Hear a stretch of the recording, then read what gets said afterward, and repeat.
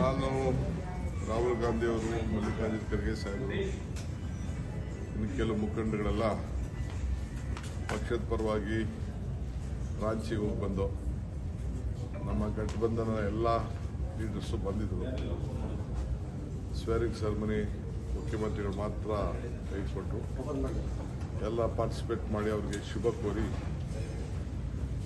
ವಾಪಸ್ ಬಂದಿದ್ದೇವೆ. ಸೊ ನಿನ್ನೆಲ್ಲ ಆ ಕಾರ್ಯಕ್ರಮ ಆಯಿತು.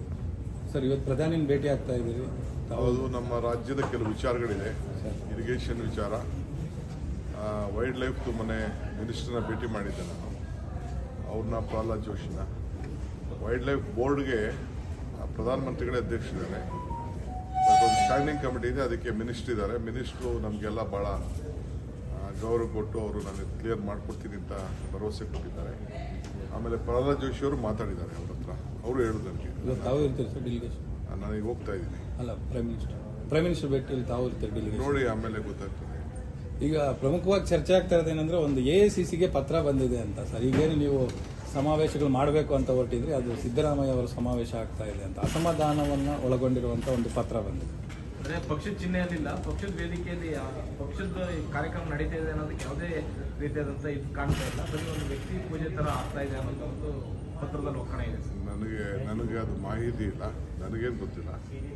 ಬಟ್ ನನಗೆ ಚೀಫ್ ಮಿನಿಸ್ಟರ್ ತಿಳಿಸಿದ್ದಾರೆ, ಆ ಕಾರ್ಯಕ್ರಮ ಈ ರೀತಿ ಇವರೆಲ್ಲ ಮಾಡಕ್ಕೆ ಹೊರಟಿದ್ದಾರೆ ಅಂತ ಅವ್ರು ನನ್ನ ಗಮನಕ್ಕೆ ತಂದಿದ್ದಾರೆ. ಮಿಕ್ಕಿದ್ದು ನಾನು ಇರಲಿಲ್ಲ, ನಾನು ಅವರು ಭೇಟಿ ಮಾಡಿ 3-4 ದಿನ ಆಯಿತು. ನಾನು ಬಂದೆ ಇಲ್ಲಿಗೆ 3 ದಿನ ಆಯಿತು. ತನಗೆ ಗೊತ್ತಿದೆಯಲ್ಲ, ಪಾರ್ಟಿ ಯಾವತ್ತೂ ಪ್ರೆಸೆನ್ಸ್ ಇದ್ದೇ ಇರ್ತದೆ. ಇನ್ನೂ ಇಚ್ಛೆ ಇರೋದೇನು ಅಂತ ಅಂದ್ರೆ ಸಂಪುಟ ವಿಸ್ತರಣೆ ಅನ್ನೋಂಥ ಸಂದರ್ಭ ಹಾಗೆ ಇರುವಲ್ಲ, ಒಂದೇ ಒಂದು ವೇಕೆನ್ಸಿ ಇದೆ ಅಷ್ಟೇ. ಅದನ್ನೇನಾದ್ರು ತುಂಬುವಂಥದ್ದು ಇನ್ನ ಚರ್ಚೆ ಏನು ನಡೆದಿಲ್ಲ. ಮೊನ್ನೆ ಖರ್ಗೆ ಅವ್ರನ್ನ ಭೇಟಿ ಆಗಿದ್ರಿ ತಾವು, ಇದೆಲ್ಲ ಮಾತುಕತೆ ಆಗಿದೆ ಅನ್ನುವಂಥದ್ದು. ನಾನು ನೋಡಿ, ಖರ್ಗೆ ಅವರಿಗೆ ಭೇಟಿ ಮಾಡಿದ್ದು ಕಾಂಗ್ರೆಸ್ ಪಕ್ಷಕ್ಕೆ ಮಹಾತ್ಮ ಗಾಂಧೀಜಿಯವರು ಕಾಂಗ್ರೆಸ್ನ ನಾಯಕತ್ವ ವಹಿಸಿ 100 ವರ್ಷ ಆಗಿದೆ. 26ನೇ ತಾರೀಕು, 27ನೇ ತಾರೀಕು, 28ಕ್ಕೆ ನಮ್ಮ ಇದಿದೆ, ಕಾಂಗ್ರೆಸ್ ಸಂಸ್ಥಾಪನಾ ದಿನಾಚರಣೆ ಇದೆ. ಆ ವಿಚಾರದಲ್ಲಿ ಯಾವ ರೀತಿ ಮಾಡಬೇಕು ಏನು ಅಂತೇಳಿ ಕೆಲವು ಸಲಹೆಗಳನ್ನು ನಾನು ನಮ್ಮ AICC ಜನರಲ್ ಸೆಕ್ರೆಟರಿ ಇಬ್ಬರು ಜೊತೆ ಚರ್ಚೆ ಮಾಡಿದ್ದೆ. ಅದನ್ನು ಹೋಗಿ ಅಧ್ಯಕ್ಷರಿಗೆ ಗಮನಕ್ಕೆ ತಂದೆ. ಅವರು ಅದನ್ನು ನಮ್ಮ ವರ್ಕಿಂಗ್ ಕಮಿಟಿಲೂ ಕೂಡ ಚರ್ಚೆ, ಯಾಕೆಂದರೆ ಸುಮಾರು ಒಂದು 300 ಜನ ನಾಯಕರುಗಳು ಬೆಳಗಾಂ ಬರಬೇಕಾಗ್ತದೆ.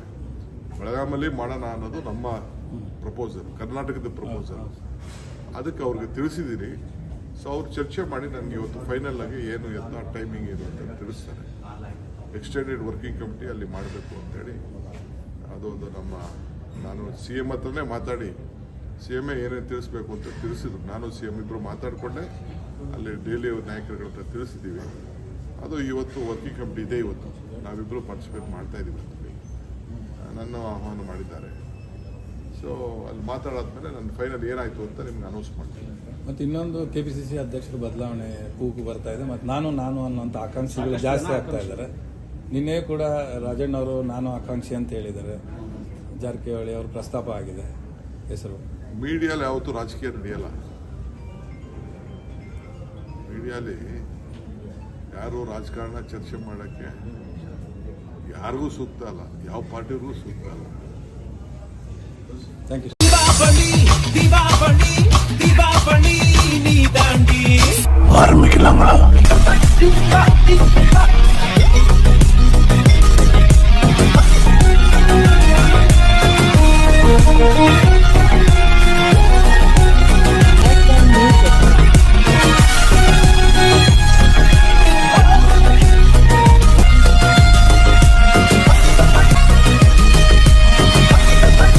தரம் என்றும் நிரந்தரம், தரம் என்றும் நிரந்தரம், தரம் என்றும் நிரந்தரம்.